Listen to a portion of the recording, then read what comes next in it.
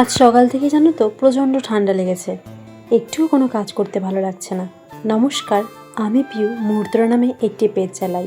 আসলে ওয়েদারটা চেঞ্জ হচ্ছে না, এই সময়টা ঠান্ডা গরম জ্বর সর্দি এমনকি হাম বা পক্সের মতো শরীর খারাপগুলো ঘরে ঘরে দেখা যাচ্ছে। আগের দিন দেখলে না সূর্যমুখী ফুলগুলো সুন্দর করে পরিষ্কার করে রেখেছিলাম, কি দারুণ পরিষ্কার হয়েছে গো। ফুলগুলোকে সেট করে চলে এসেছি রান্নাঘরে। এই বাসনের তাকটা না অনেক দিন ধরে নোংরা হয়ে পড়েছিল, আজকে ডিপ ক্লিনিং করেছি। আর জানো তো আজকে রান্না বান্না বলতে কিছুই নেই, একে তো শরীরটা ভালো লাগছে না, এদিকে ফ্রিজ অনেক তরকারিও রয়েছে। কাকি শাশুড়ি দুপদের মাছ পাঠিয়েছে, সব মিলিয়ে মিশিয়ে দেখলাম আজ রান্না না করলেও চলবে।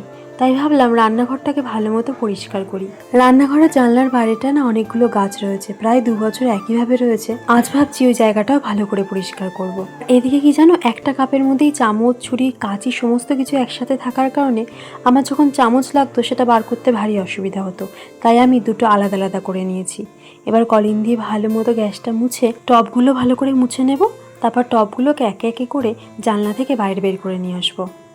এই দেখো পরিষ্কার করে নিয়েছি, এটা মুহূর্তের মধ্যে দেখালেও বেশ খানিকটা সময় লেগেছে জানো তো।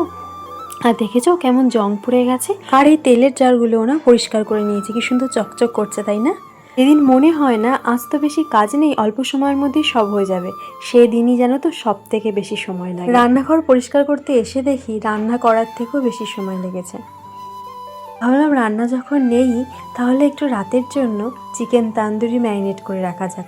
জানো তো আমি বাইরের খাবারের থেকে না ঘরে তৈরি করা খাবার খেতে অনেক বেশি পছন্দ করি আর ভালোবাসি। তোমরাও যারা আমার মতো ঘরে তৈরি করা খাবার খেতে ভালোবাসো তারা আমাকে জানিও।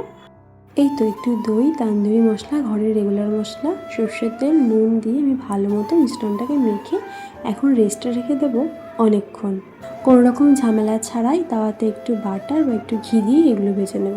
আজকের গল্প তবে এই পর্যন্ত থাক, দেখা হচ্ছে নেক্সট ভিডিওতে। ততক্ষণের জন্য সবাই ভালো থেকো।